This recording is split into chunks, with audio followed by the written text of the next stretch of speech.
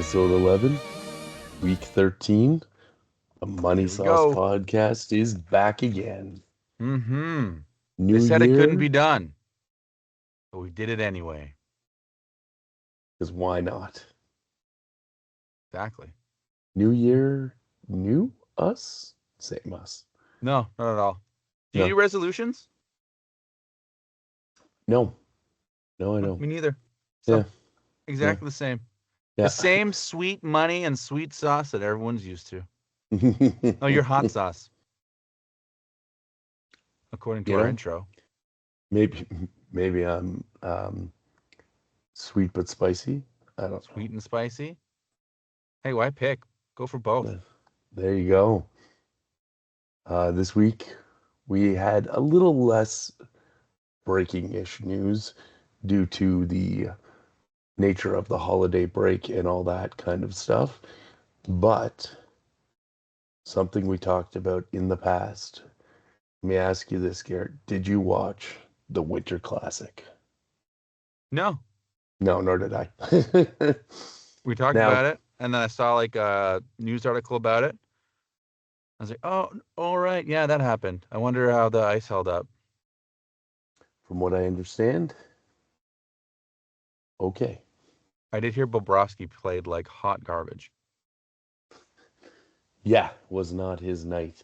I also read somewhere, and great, I don't have it in front of me, but back when he was playing for the Flyers, he was involved in an outdoor game. I believe it was specifically a Winter Classic, and he now holds the record for longest period of time between playing in Winter Classic games. Something in the range of 10 years or something like that. Oh, It's interesting. good for But him. continuing on from our bonus episode last week, the the NHL always has special uniforms for the Winter Classic game. You can kind of see it in the background here, what the Winter Classic setup looked like. But the Panthers wore a uniform that I thought was absolutely beautiful. It's kind of a faux throwback kind of thing. A It's got, faux. yeah, they got a they take inspiration from their original logo, but kind of tried to make it look more old school. I love They that have that logo. and it's like stripes down the side and tons of stripes on the socks, trying to look like old timey hockey. Yeah. What I they thought, need is Star Spangled Shoulders. yeah. For all the listeners of our bonus episode, you'll get that reference. Anyways, I thought it was a pretty cool uniform. I really like that yellow Yeah, it's different, right? and It's red and navy. Not a huge fan of all the stripes on the socks, but a little I like less that mustard. dark. Is it mustard yellow? You're going to correct me if I don't get the shade right. I don't have the Patone name in front of Loony me. yellow. Everglades yellow, I guess. I don't know. Very cool looking uniform. Oh, I like the Eh, goalie getup. yeah, I always like when they wear those old school looking pads. Mm-hmm. Um, it's tough to see, but they have kind of like a really simplified panther on the shoulder, Okay. and I really like that I wonder too. if they Kind consulted Marchand on that because that looks like the Bruins logo a little bit. of. And the Rangers, of course, I'm not going to have a clearer picture of that, but the Rangers wore a kind of their basic kind of thing. It's a lighter blue. Let's see if we can pause this right at there. Oh, this Oh, yeah. GIF shows you a lighter blue and red simple stripes on the shoulder or on the I like arms that too, there. actually. I like that Yeah, blue. very basic, but that's what the Rangers do. They don't screw around too much. So yeah, good looking uniform there too. Speaking of good looking uniforms, and speaking of our bonus episode, we had a fantastic game a couple days ago for the Colorado Avalanche. Sorry, the Quebec Nordiques played the Hartford Whalers. Um, Yeah, both teams wore their throwback, oops, sorry, their throwback uniforms. And thanks NHL for only showing the Nordiques version. I'm saying to myself, I really like those uniforms, and I'm realizing it's because I can't see the man bending over logo on them in that picture. Yeah, of course they didn't show anything more there to get you an idea. The the Colorado slash Quebec throwbacks are pretty much I can't exactly. unsee that bum. It's hard to unsee a good bum. Um, but I like the Quebec throwback uniforms because they're true to what they wore. The Hartford throwbacks are not exactly what they wore. They have more diagonal striping on them, and they aren't. Let's see if the Carolina Hurricanes Surely they have a picture of the posted. game to promote this. There it is. Kind of hard to see, but you can see this kind of comes up in more of like an arrow than a straight line. Yeah. So it's not quite the same thing. It's the spirit of what they have, and Pucky is on the shoulder. So whenever Pucky's there, I'm a happy guy.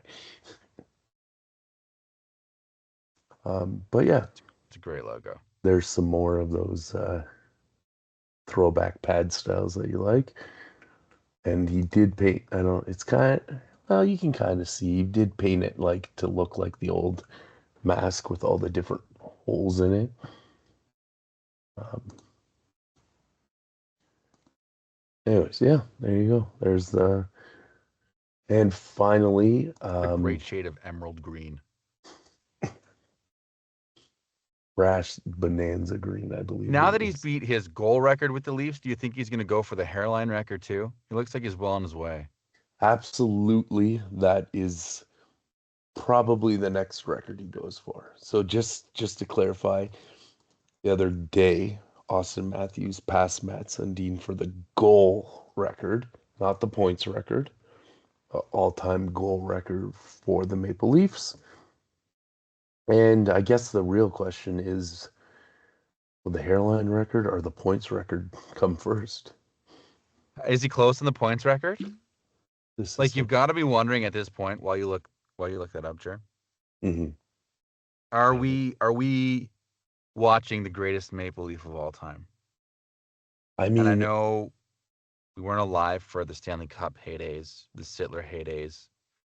Um, you know, was Gilmore around long enough to give him probably that not. title? I don't think No, so. no, and Sundin passed Sittler with the goal record, from what I read Yeah, earlier yeah, today. I get all So, the record stuff, but even just mhm. like Okay, so the here we overall have it. greatest player, Matt like Sundin it's finished. probably gonna be Matthews when it's all the dust settles. Well, And it just like really confirms. I was thinking about it again today, like just how good Leafs Nation has had it throughout the Austin Matthews Shanna Plan era. We were treated to full seasons of pretty good hockey, great hockey, very talented yes. hockey until the playoffs and they'd lay an egg. Now, my memory of what was it, the Muskoka Six or whatever it was, Matt Sundin and Darcy Tucker and all those guys, that era, my memory of that was their longer playoff runs, 1999 when they The lost Eastern to, Final, yeah, yeah, to Buffalo. There was another Eastern final. Like New Jersey ended up being the team they struggled against in the playoffs a few times, but I think that was everybody back then. mm, fair enough. Um, so I think people look back on that era with fondness because anything retro tends to get a little bit more fondness than something in the current, but B, because of those playoff runs. But I mean, the numbers. speak for themselves, and they will when the dust settles. But just to answer your question, Matt Sundin finished with 987 career points as a Maple Leaf. I think he only had two or something as a Canuck. Oh, he never cracked a Yeah. thousand. Oh, poor guy. Oh, I'm making a joke based on how Oh, short of a time he played with the it Canucks, was so but bad. um, He got such a also, raw deal. oh yeah, well, There was no winning that. That's a shame. and Anyways, continue. yeah, Austin Matthews currently sits at well, it may have changed since we started because they're playing tonight, but before playing tonight, 760 points. He's got a ways to go. He does. How many years left on his contract? Doesn't his new one just kick in next year? You might be right. Or we have him confused with Laddie. Matthews is signed to a 4-year, $53 million contract. His contract expires 27-28. So he's got 2 years after this? Yep. Because next year will be 26, 27, and Yep. 27, And 28. 27-28. And then 20, yeah, and then he'll be 30 and hit free agency if he doesn't resign There's a or real chance he won't pass Mats then. the If he's real got 2 years left and doesn't come back, say he it, averages I 80 mean, points, 160. Maybe. I don't know. if he comes back, If he comes back, I if he comes back, there's a chance. he's A there's much a better pretty chance. good chance. I mean, 30 is still pretty young. The question really is he going to be here for the long term? Because I mean, there's all those rumors out there that he wants out now, right? So, Really? All oh, of his like heat shields are gone. I'm surprised Nylander has not um been the whipping boy lately. you can't when you're constantly injured, right? Or maybe you can because I don't he's know. injured. It's Like going to be consistent. I interesting don't to know. see basically what happens over the next. It's probably going to be 26, 27. He'll still be around, I think. Well, let's see what the team looks like coming into 27, 28. If they're back to being a team that you have the confidence in, they're going to have a very successful regular season. They're going to get into the I don't. I playoffs. think. I think. Um, I think that time has passed. I agree with you, You know. but if they manage to turn it around, I have a feeling that there will be some incentive to stay. And then to the Mats question, then it could definitely happen. If they don't, yeah, Mats is probably going to hold on to that because he's going to take off, is my guess. I'll give you a fun story I heard over Christmas break. A family member of mine went out to Nova Scotia, I believe it was. There's a course there. It's a really like kind of posh kind of situation. You have to get a caddy. You don't get a choice. It's a very expensive round of golf. And Can you pick a caddy? Can you just pick like a homeless guy? no, no, no, no. The club provides caddies. But Spiffy. um, he was playing around, and the caddy that he had was kind of shooting the S with him and talking about where he's from. And I'm from Toronto. Oh, are you a Leafs fan? Yeah. Oh, Marner comes out here all the time. He brings his buddies from home. They play around. They go out for dinner. They take all the caddies for dinner, blah, blah, blah, blah, blah. Take this with a big grain of salt because I don't believe it for anything. Right. But this caddy, who once ever caddied Marner, um, said to this family member of mine, uh, here's what Marner thinks is going to happen. Matthews, gonna leave. Boom, gone. McDavid, if he doesn't get the cup, in Edmonton coming to Toronto because they line up for that 2018 free agency period. Who you got? Who you got around him? He's going to come to Toronto during a rebuild. That's what I said. Like, I don't believe it, to be honest with you. And I said that when the story was told. Um, I can't see why McDavid would go anywhere other than like the top contender. Um, other than, yeah, he's local, but okay, whatever. Being local can also mean you're put under the microscope, and that might not end up ending so well. I just ask Marner. yeah, So exactly. it'll be interesting to see what happens about all those points. But for now, congratulations, Austin, and I guess keep scoring. Please, on Back to behalf the of the Leafs league. Nation. We had a big trade this week. And I say big because the amount of players that were involved in this trade. As you can probably guess, Pete was involved. And he That guy traded. hates owning players. He must not believe in private property because he's very just all about the rentals. You know, But I love Peter. It keeps everything exciting. he is the heart. Number one in our hearts. But he traded Kevin Fiala, Brandon Monteser, Robert Thomas, Anze Kopitar, and a 12th round pick after keepers to Garrett, the other Garrett. I, I'm sure to say that for you. And the other Garrett gave him Sean Monahan, Nicholas Ehlers, Jamie Draisaitl, Anthony Cicero, Drysdale. Drysdale, sorry, He's not Anthony, Leon's little brother. no, Anthony Cirelli, and a fourth round draft pick. So those higher draft picks keep coming in for Pete. I quickly have a look at each player here.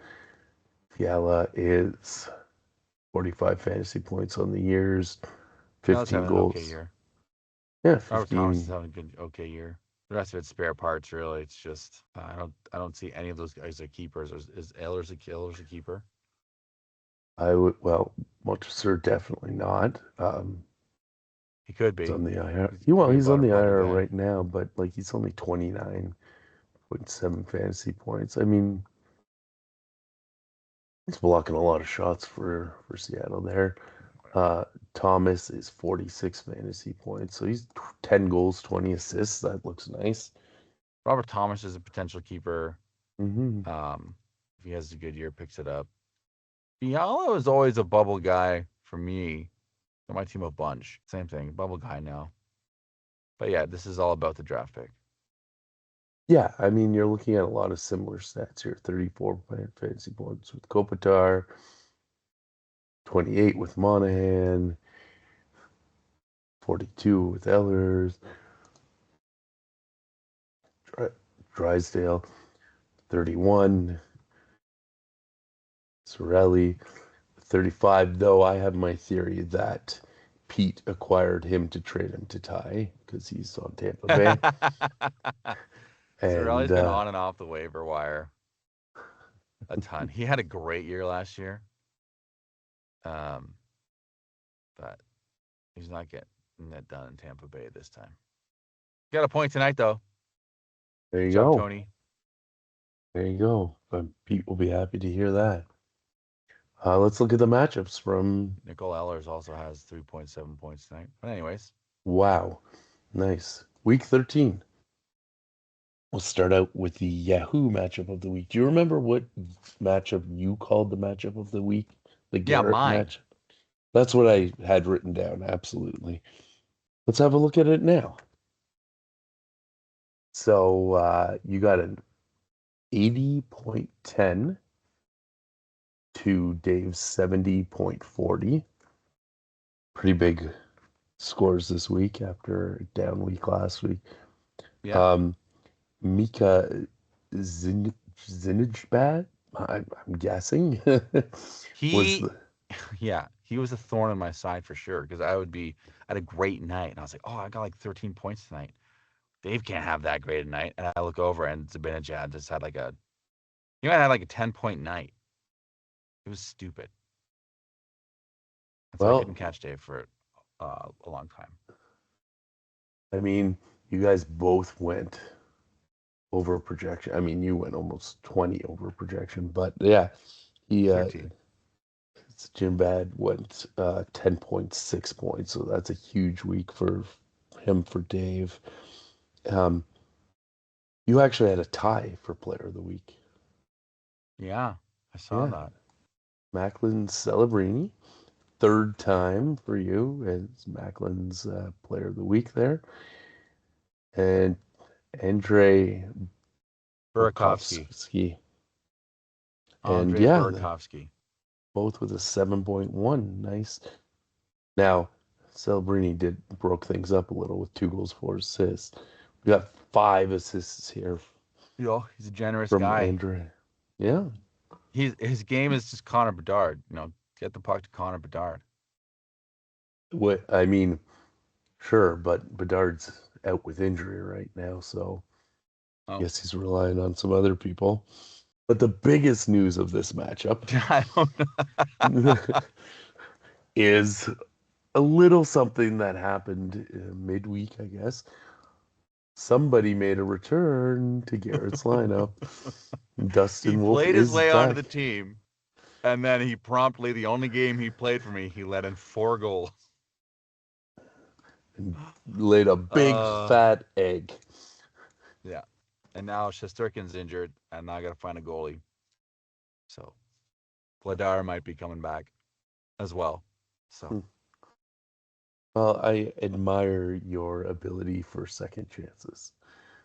I'm a forgiving guy, We move particularly if you go 8-2 in the month of December.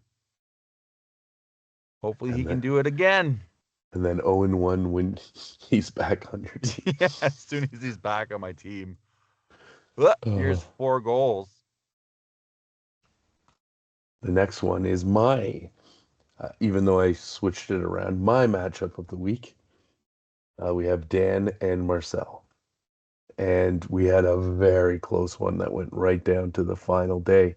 69 even for Dan, 69.3 for Marcel.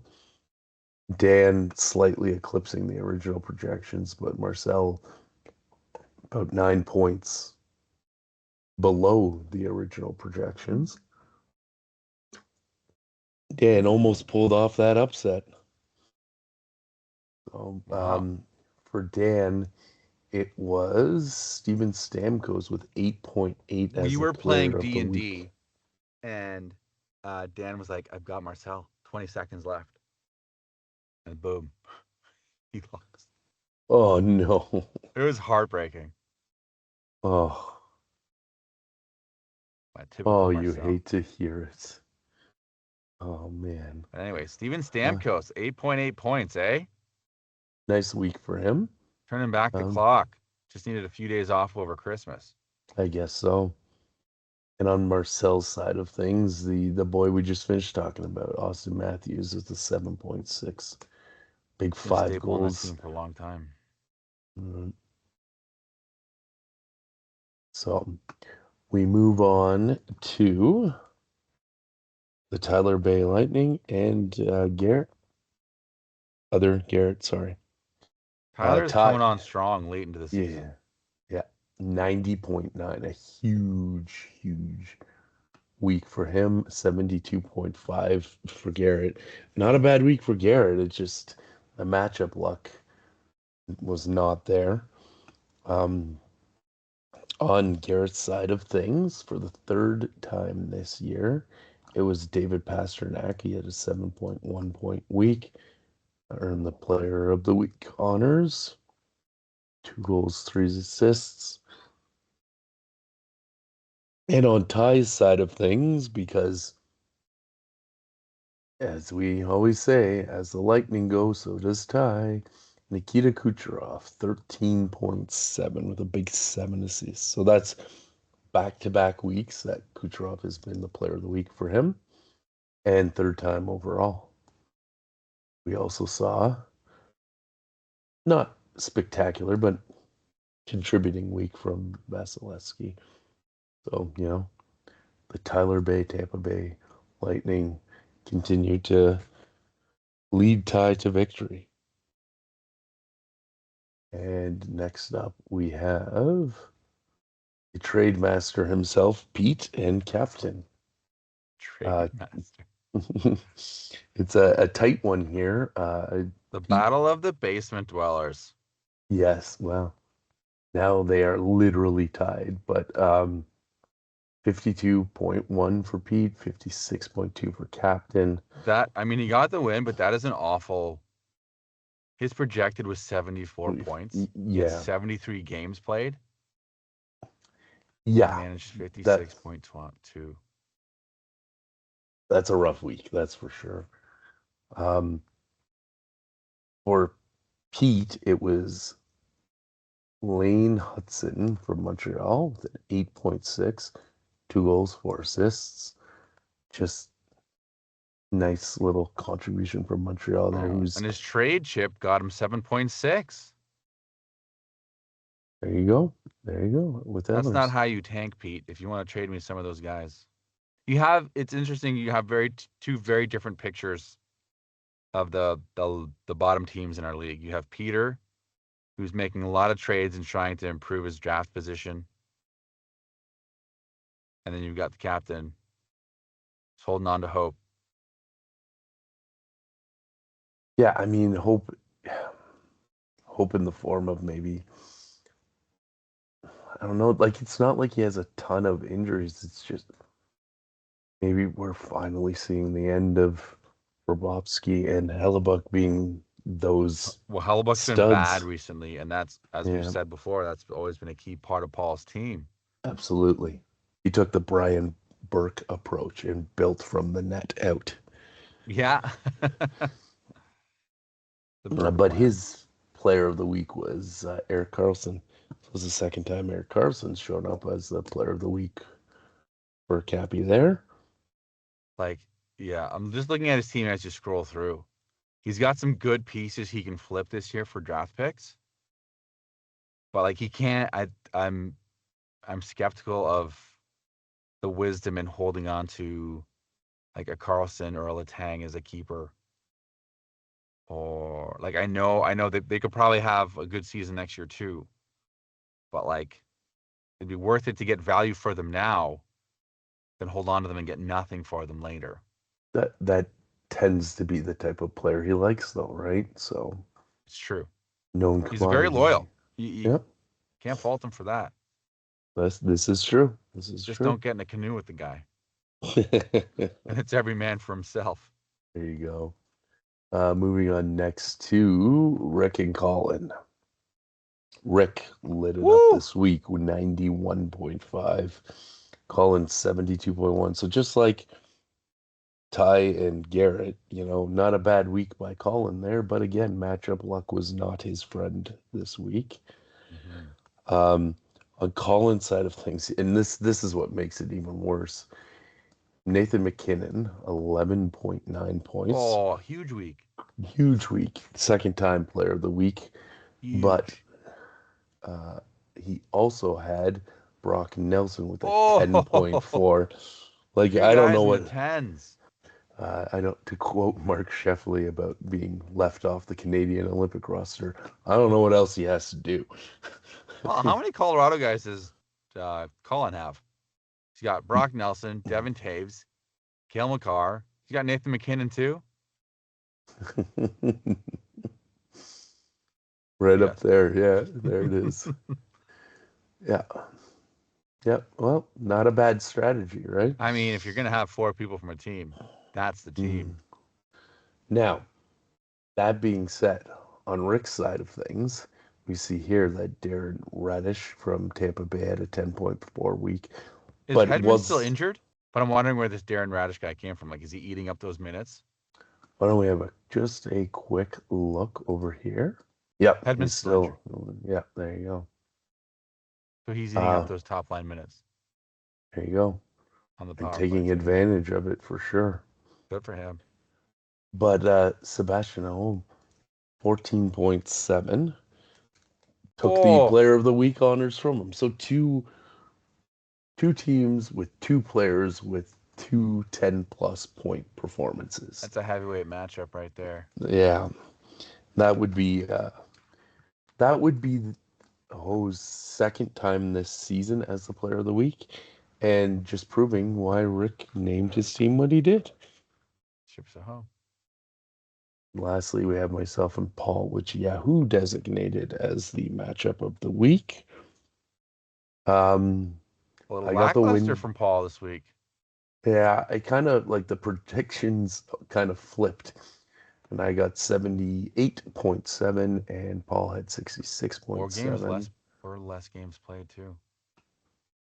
Yeah, I was pretty proud of that one, to be honest with you. Well, you had Cro nothing to do with it. Still proud of it. Did more with less. Uh, Crosby didn't have a bad week there with 9.8, but it was until he became injured. Oh, just on his way out. Tom, there he He is, was up there Tom Wilson with a 10.2 point week. stomping Uh, Tom Wilson. Luckily, that day to day that you see right now was an IR earlier today. So that's good news for me. But yeah, when he had or maybe it was an O. Anyways, whatever it was earlier today, uh, not great. Not great at all. And this guy, Logan Stanley, who I added today, has been suspended. Great. Oh, good job, Jeremy. Anyways, on Paul's side of things, we had, where is he? Joel Erickson from Minnesota with a 7.1 point week, earning Player of the Week honors. So we're going to jump over to the standings right now. Have a little look-see here. So Marcel remains ahead of the pack by himself, 10-3. Thanks to that squeaker against Dan. Squeaker. Paul, you, and myself at that 8-5 spot. So we're all fighting for second place. Colin and Ty are fighting for fifth place right now. And Garrett and Rick with the 6-7 record Very fighting. easily, we could have 1, 2, 3, 4, 5 teams tied Oh yeah, absolutely. for second place. Yeah. And then we have Dave and Dan at 5-8, and Captain and Pete at 4-9. Um, so I mean that gives you an idea too. Like the playoff cutoff is just like nobody's out even like it's not even a long shot, right? Two Well, game. how many weeks left? We have, I believe, after this week, there's a way to tell here. 4 weeks? In this one, 6 weeks after this one. So 6 and less than a half, or a bit more than a half a week. So So lots let's of say time. 6. Go back to the standings here.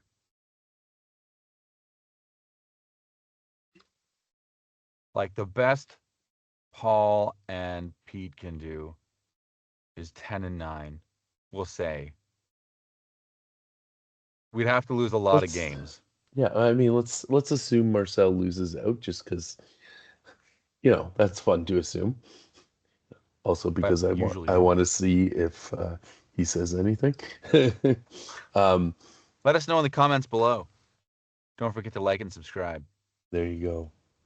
and smash that Especially notification bell. especially you, Marcel, right now. Um, but regardless, the last place team it would take a pretty unlikely scenario, but the last place team could still catch up to the first place team at this point. Looking at those Unlikely, teams, I'm highly unlikely, skeptical. but it could happen. It could happen. As I said, unlikely. This week, we're going to refresh this right now and get the most up to date score. I have captain this week, and he is currently up by a score of 12.5 to 7.5. Yeah, who likes him to finish with 64 points and likes me to finish with 58 points? Colin and other Garrett are at it right now. 20 points for Garrett, 18.10 for Colin. Yeah, who likes 60 points for Colin and 72 for Garrett? Pete and Dan facing off. Dan has the slight lead, 14.7 to 13. But yeah, who thinks that Dan's going to score 68 and Pete is going to score 52, which isn't nice. Come on, yeah. Um, Be kinder with your stone cold analytics. no kidding. Rick and Marcel facing off in the Yahoo matchup of the week. It is 17.2 for Rick, 22.4 for Marcel. Who likes Marcel to get a nice big 76 there with Rick scoring 67. Dave is facing off against Paul. He's up 26.2 to 9.7. Yeah, who thinks that Dave's going to score 81 points? And they think that Paul is going to score only 56. I have a feeling neither of those are going to be true. I have a feeling this is going to be a little lower and this is going to be a little higher, but we'll see. And the Goodison brother matchup, which I will say is my matchup of the week, is 10.10 for you, 19.9 for Ty, and even the predictions are tight. 16 or 62 for you, 64 for Ty. So my brother's projected stats should always come with an asterisk beside them Mm-hmm. because he does not set his lineup for the week like the rest of us do. In fact, he will bench players to throw off the data because he likes to troll people like that. I see. So that 64 is Probably is low, 54. probably closer to 70, I'm over kidding, of 70. course. He's got But quite a few more games played or games to play than me. mm-hmm. So, but yeah, I'm Well, calling him out on the podcast to do that. So all of our fans know. Take the projected win stats for Ty with a grain of salt. Or point stats, rather. what the, take the projected point stats from anyone with a grain of salt, No, really. no, no. The But rest are, well, the rest are good. um, I hope Dave gets that 81. That'd be fun. As it stands now, all of us tied for second are losing. And oh, so and, Colin's Mar- losing, so that's encouraging too.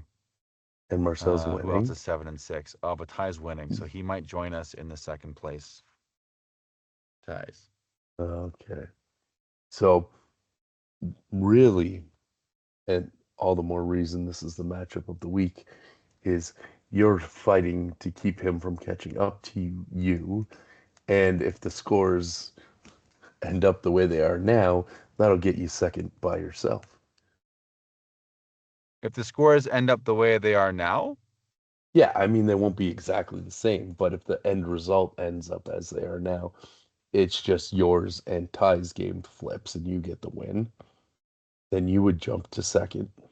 Ty yeah, would that'd be stay amazing. out and you'd leave me and Paul in fighting there for third. Yeah, you guys figure it out. But as it stands now, it looks like the three of us will be trying to figure it out for a while with an extra dance partner. For sure. Well, it's always fun to have a good dance. Not with your own brother. Doesn't have to be anything weird, just a fun dance. No, he's just not a good dancer. Oh, fair enough, fair enough. Call out number two. It's gonna So, be awkward at my niece's birthday party this Saturday. talking about the book that I talked about that was under the tree, talking about a little bit of a weird, awkward situation. I was reading this book that I got for Christmas. Guess let's shout it out one more time. Yeah, It's why called not? The Fabric of the Game, which by Chris Creamer and Todd Radham. Great Um, title. Fantastic title, yeah. And I was aware that there was a little bit of a weird lineage between the team that was one point known as the California Golden Seals and the current San Jose Sharks. This book really highlighted what happened, and I wanted to take you through the timeline because this has got to be the weirdest scenario of any professional sports franchise. I mean, teams fold, teams relocate, um, ownership changes, all that kind of stuff. But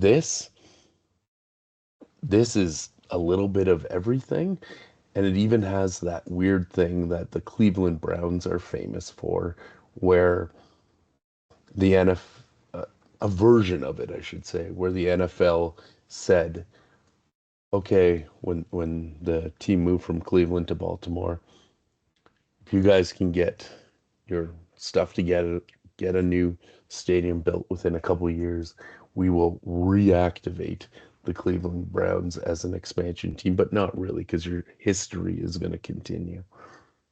Um, just with a new roster of players. Mm-hmm.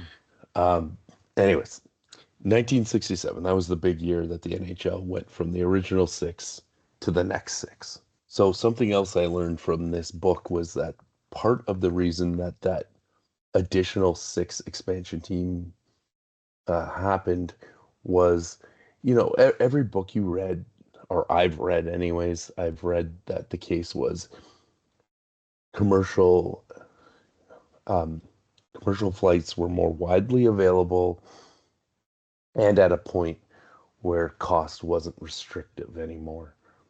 But the other thing that this book mentioned is that there was a minor pro league in the West called the Mm-hmm.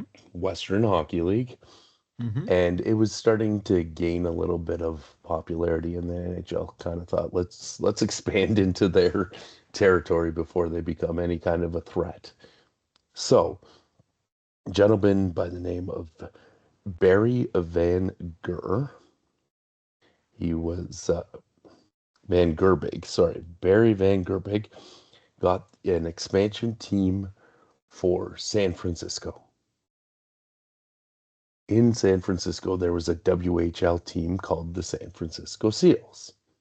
Mm-hmm. He purchased the WHL team with the intention to move that roster to the NHL club because when the expansion draft happened back in 67, the terms were not very favorable for the new teams. Okay. The original six teams got to hold on to basically anyone worth anything. So he had bought this other club to kind of, I guess, have a bigger player pool. Anyway, so he had planned to have a new arena built in San Francisco, but that never materialized. So before the team even started playing, he shifted over the bridge, the Golden Gate Bridge, and moved to Oakland. The arena in Oakland at the time was brand new. And after he settled all that, he announced that the team would be called the California Seals. Great. Here we go. 1 month into their tenure, so 10 games, Mm-hmm.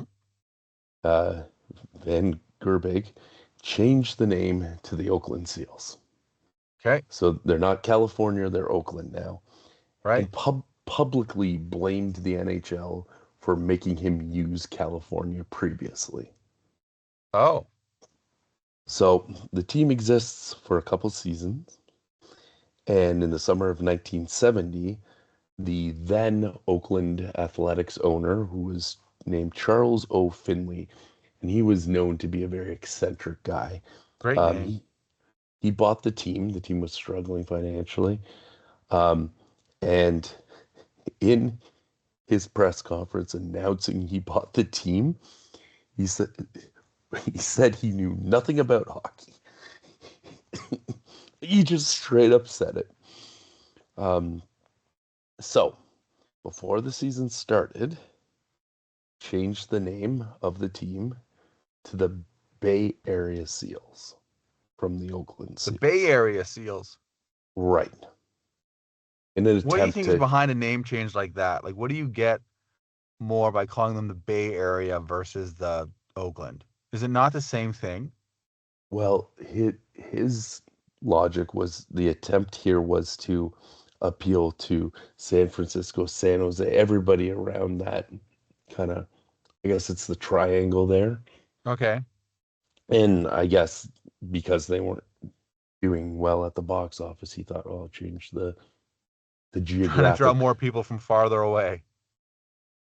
Trying to trick them and be like, this is your local team, 3 Essentially, yeah, hours away. yeah. But the reaction was very negative to that. Um, so after 2 games, yes, only 2 games, he changed the name to the California Golden Seals. Okay. So we've now had 4 name changes, and um, the team has played at the same arena the entire time in Oakland.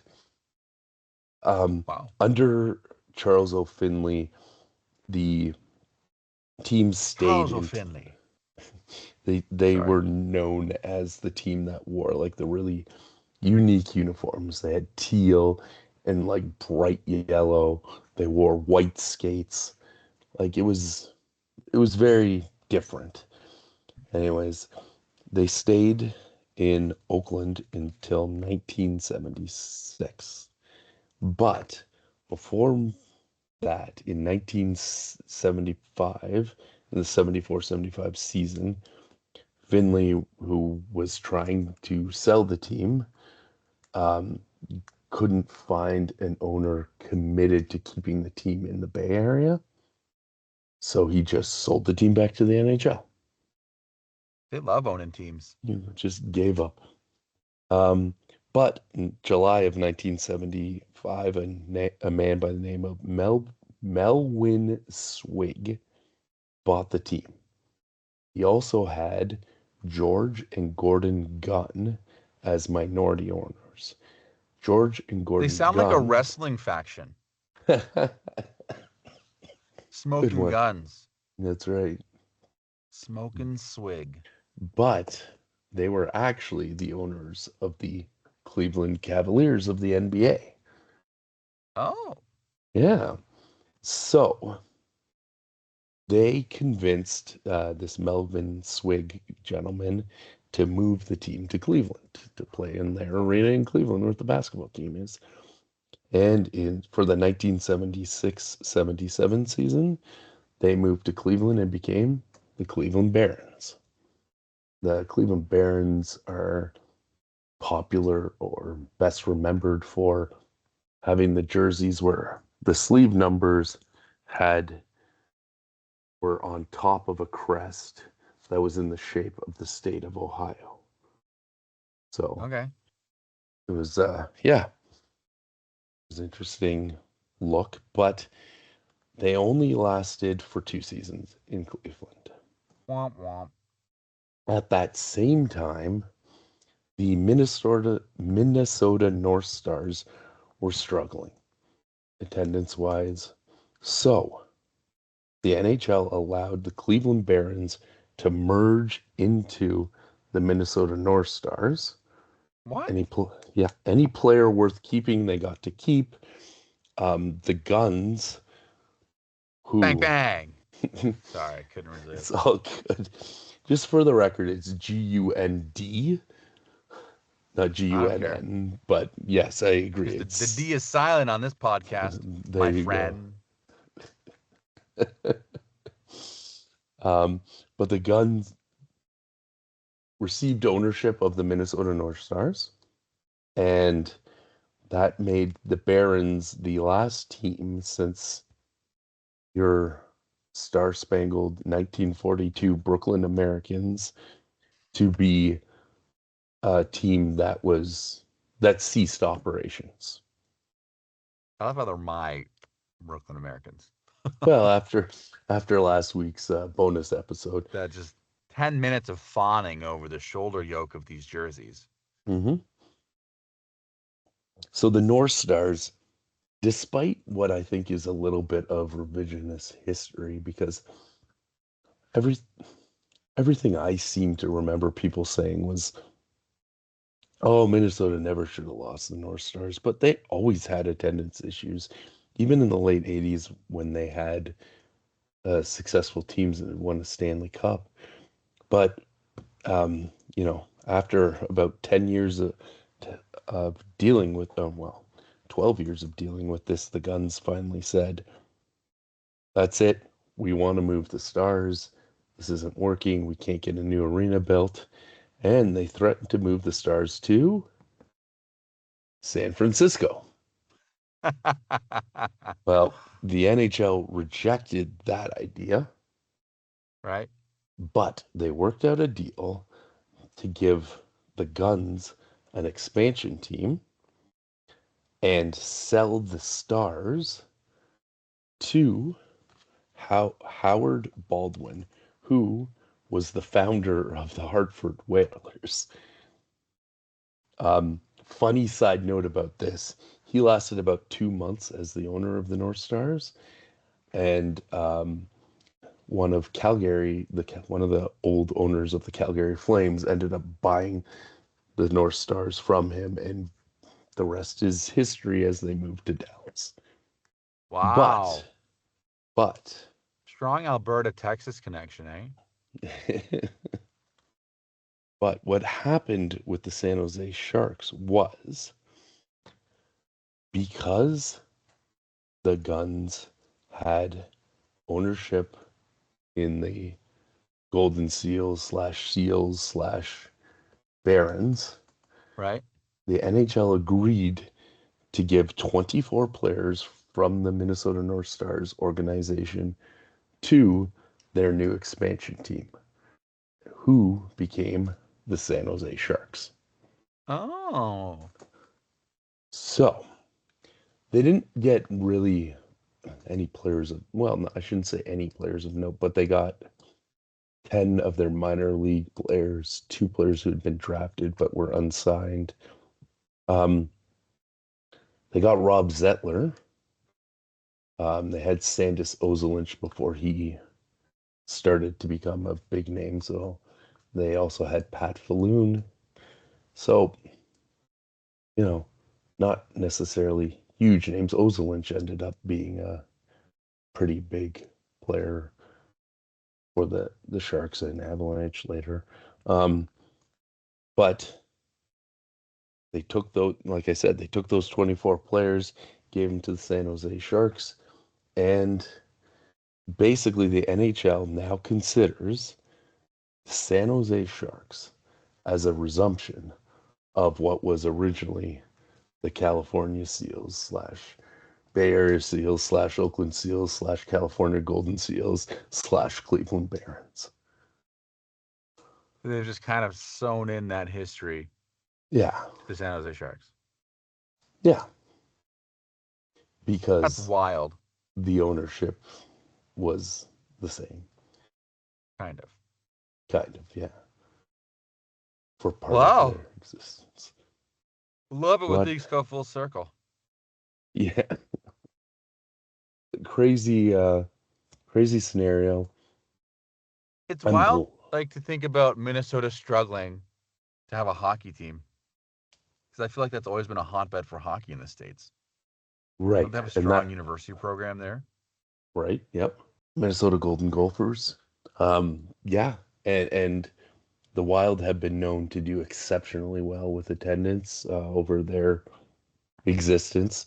Um, what I read was there was a couple factors about that, but one was they needed a new arena, but during part of the North Stars' existence, the WHA was around.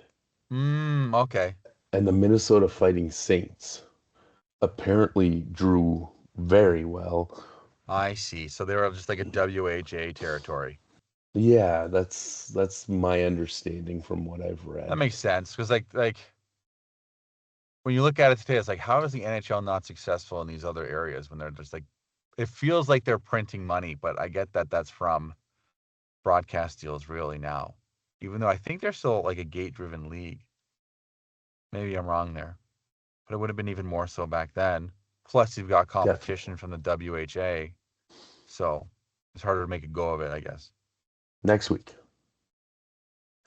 What do we got on we tap for next week? Week 14 in the that league, we week absolutely 12 in the podcast.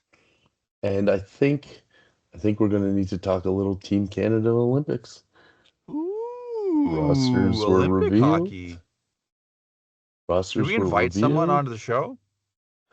I mean, there's somebody that I know that made a prediction of what the Olympic team would look like, and frankly, did a better job than I did at it. Maybe we'll make a call. We'll use our phone a friend. Um, Sounds good. all right. Well, until then, have a good week and Bye, everybody. bye. The Money Sauce Podcast with your host, Saucy J and J.